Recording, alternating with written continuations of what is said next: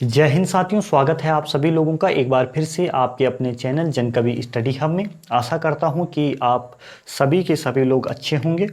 अभी के इस सेशन में दोस्तों हम उत्तराखंड को पढ़ने वाले हैं और उत्तराखंड के अंदर जो हमारा टॉपिक चल रहा था वो है वन संसाधन। 2 वीडियो उसके पहले ही अपलोड कर दिए गए हैं। जिन लोगों ने वो वीडियोस नहीं देखे हैं वो प्लेलिस्ट बनी हुई है उत्तराखंड की, उनमें आप लोग उन वीडियोस को देख सकते हो। ये आज हमारा वन संसाधन का तीसरा पार्ट है। तो जहाँ तक हमने कल पढ़ा था उसके आगे हम पढ़ेंगे। हमने सर्वाधिक वन भूमि वाली 3 नदी घाटियों के बारे में पढ़ा था और आज आप लोग हेडिंग डालेंगे कुल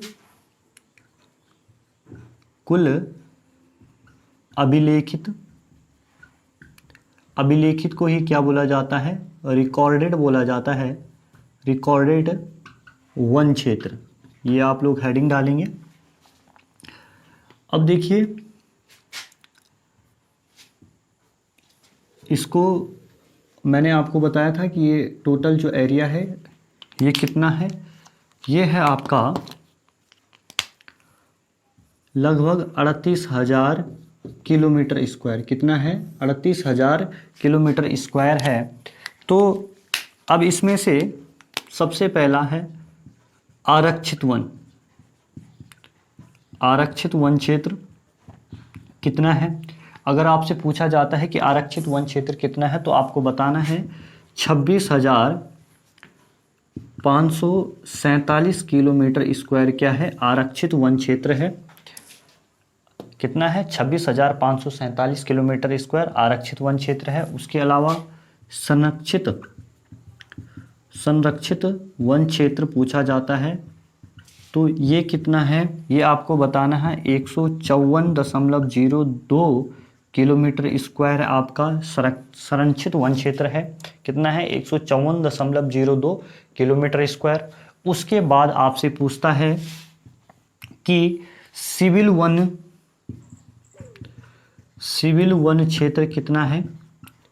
आपको आंसर करना है 9,730.55 किलोमीटर स्क्वायर क्या है?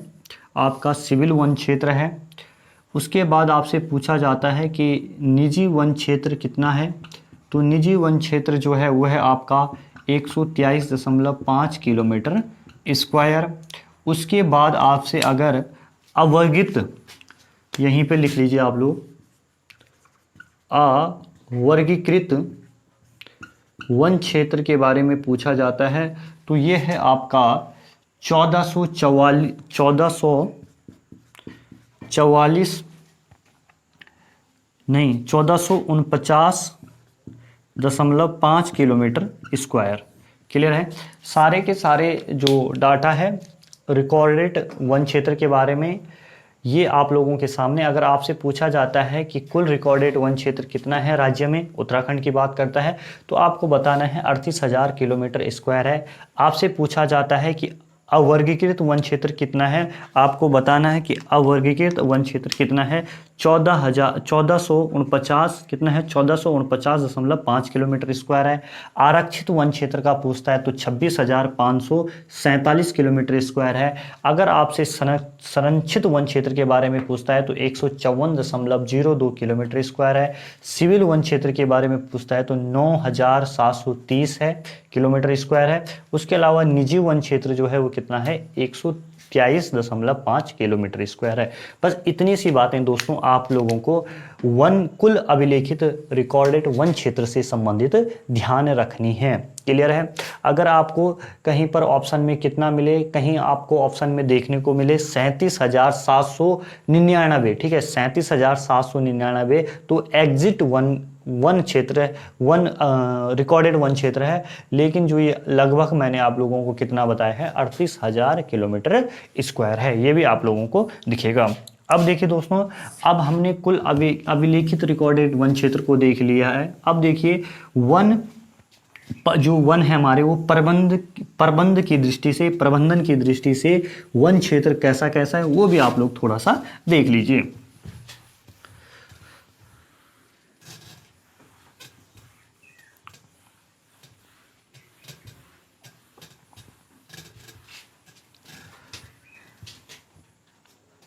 अब आप लोग हेडिंग डालेंगे प्रबंध की दृष्टि से या प्रबंधन करना आप, ठीक है, प्रबंधन की दृष्टि से वन क्षेत्र।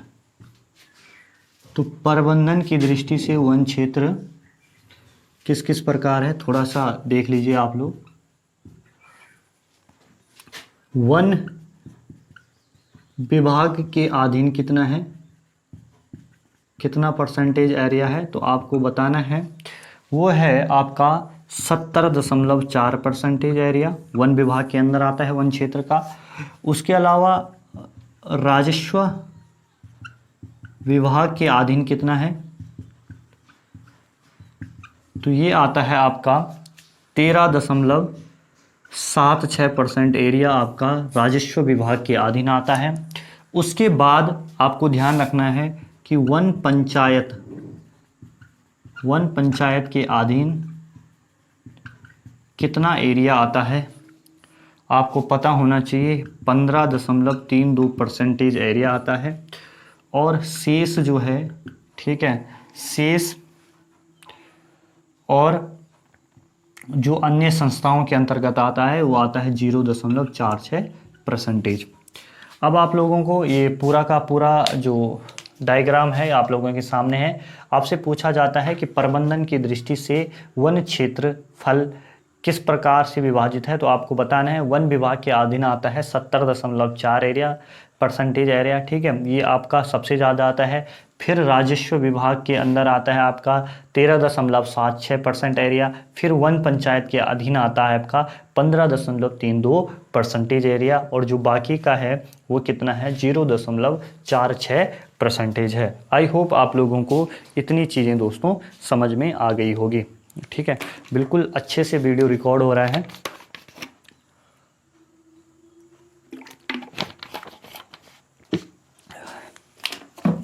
चलिए अब कुछ जो अन्य महत्वपूर्ण बातें हैं उन्हें हम जान लेते हैं वनों से संबंधित। तो अब आप लोगों को एक चीज़ बता रहा हूँ कि जो 16वीं वन रिपोर्ट आई है उसके अनुसार कितने प्रतिशत एरिया ऐसा है जो वन अग्नि के चपेट में है, तो आपको पता होना चाहिए कि वो कितना है, 11.09% एरिया ऐसा है, ठीक है। वन क्षेत्र ऐसा है जो किसकी चपेट में है, वन अग्नि की चपेट में है। तो आप बिल्कुल ऐसा ही लिखोगे जैसा मैं यहाँ पर चीज़ें लिखूँगा, ठीक है। 16वीं वन रिपोर्ट के अनुसार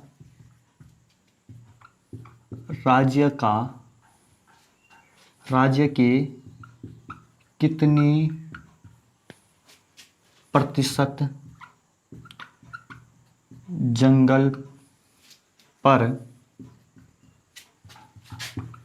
आग का प्रकोप है, तो आपको आंसर करना है 11.09% एरिया पर, ठीक है। इसको आप लोग बिल्कुल ध्यान रख लेंगे। अगला प्रश्न जो काफ़ी इम्पोर्टेंट होगा आप लोगों के और बहुत बार पूछा भी जाता है, राज्य में पौधरोपण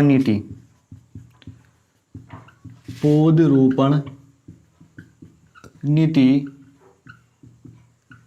कब लागू की गई। ये प्रश्न काफ़ी बार पूछा गया है। आपको आंसर करना है 6/6/2006। देखिए सीधा 6/6/6 आप ध्यान रखना, ठीक है।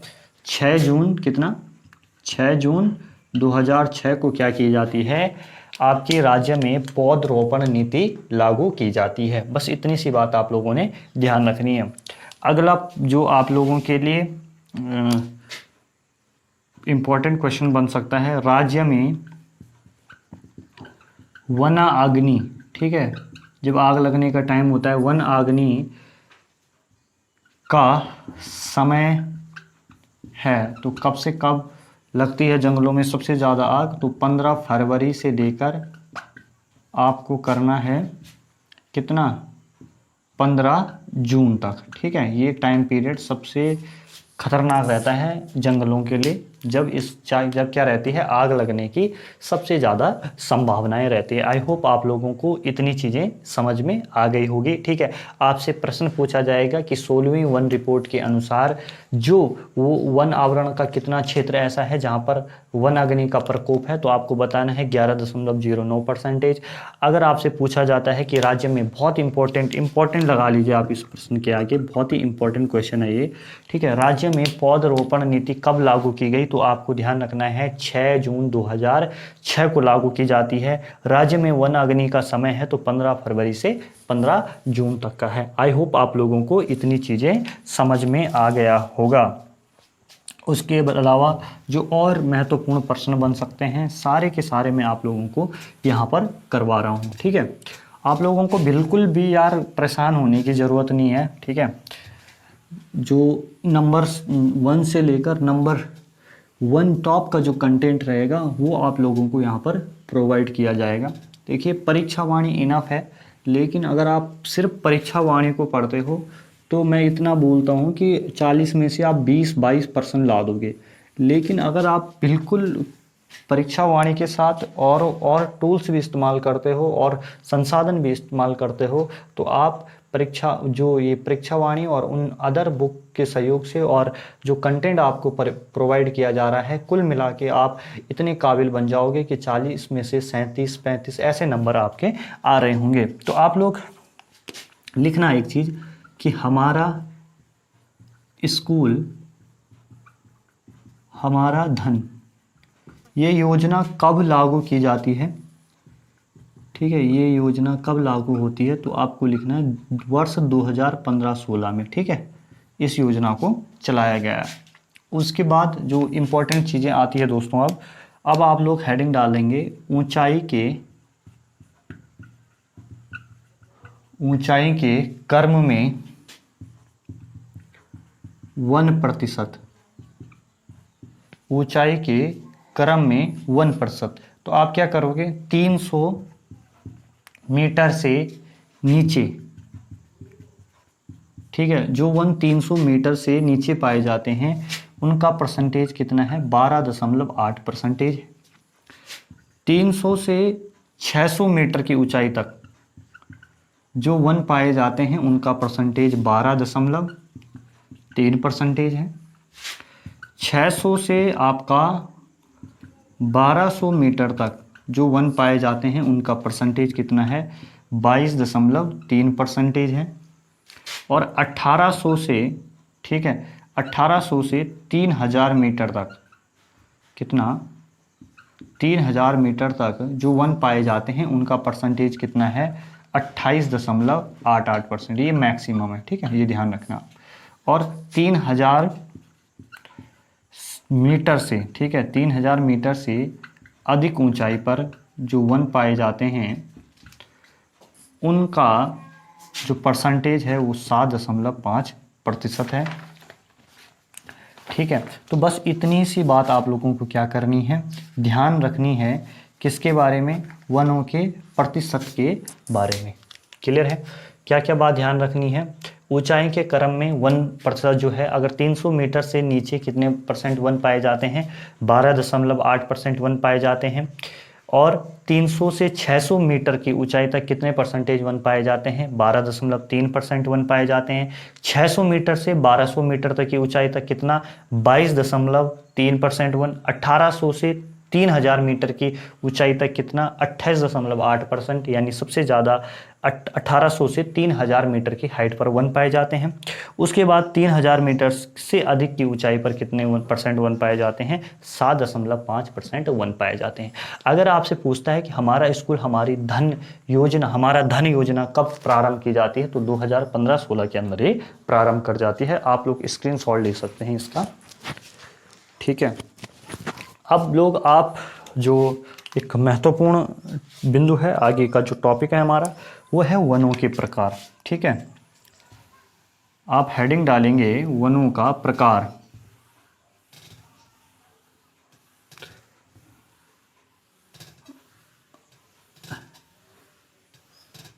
आप क्या हेडिंग डालेंगे, वनों का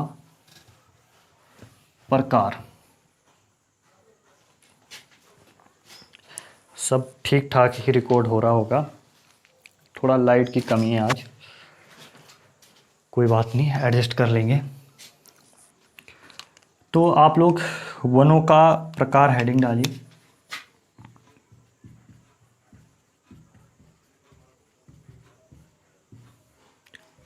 सबसे पहले आप लोग डालेंगे उपोष्ण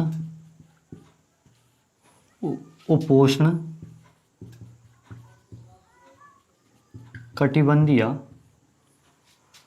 वन। ठीक है, पहली हेडिंग क्या डालेंगे? उपोष्ण कटिबंधीय वन। अब देखिए इसमें आपको क्या क्या पॉइंट लिखने हैं। पहला पॉइंट तो आप लोग लिखिए कि ये वन 1250 मीटर से कम की ऊंचाई पर पाए जाते हैं। पहली बात आपको ध्यान रखनी है कि जो उपोष्ण कटिबंधीय वन होते हैं ये 1200 मीटर की ऊंचाई से कम की ऊंचाई पर पाए जाते हैं। दूसरा पॉइंट जो आप लोगों को ध्यान रखना है, क्लियर है? उत्तराखंड का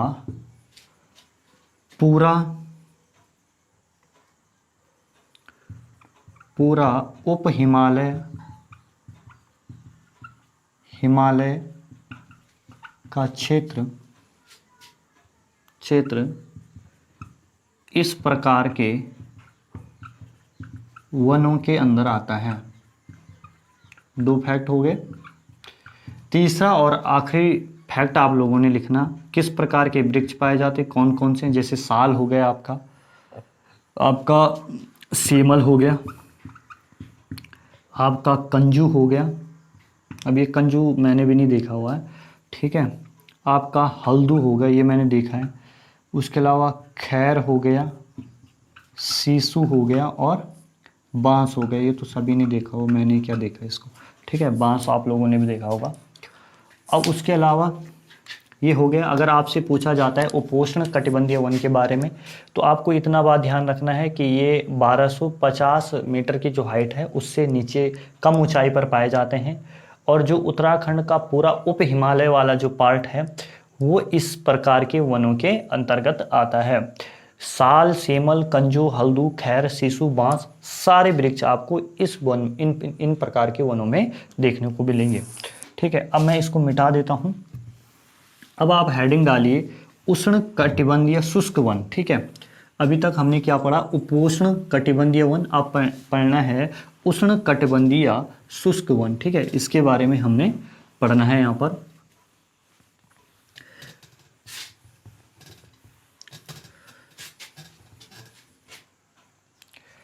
हेडिंग डालिए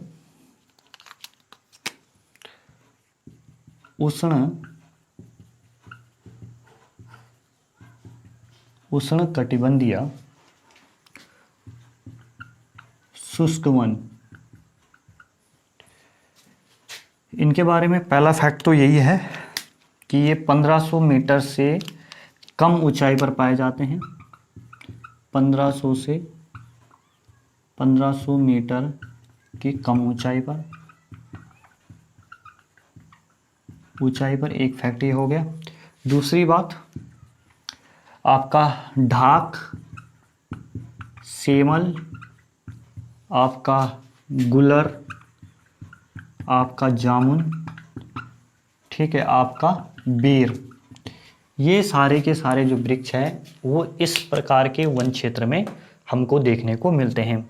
तो देखिए दोस्तों, आज जो हम यहीं तक पढ़ते हैं और फिर जो वनों के प्रकार हैं उनका जो टोटल है वो 8 प्रकार के वनों के बारे में हमने पढ़ लिए हैं। 2 हमने आज पढ़ लिए हैं, बाकी 6 हम कल पढ़ लेंगे।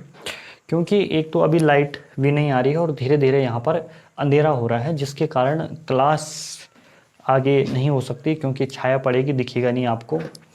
तो आप लोग जितना आज हुआ है आप लोगों का, एक बार आप लोग पूरा का पूरा 14-15 वीडियोस हो गए होंगे उत्तराखंड के, प्लेलिस्ट में देखना आप लोग। इनको आप लोग बिल्कुल अच्छे से रिवीजन मार लेना, ठीक है, रिवीजन कर लेना इन चीज़ों का।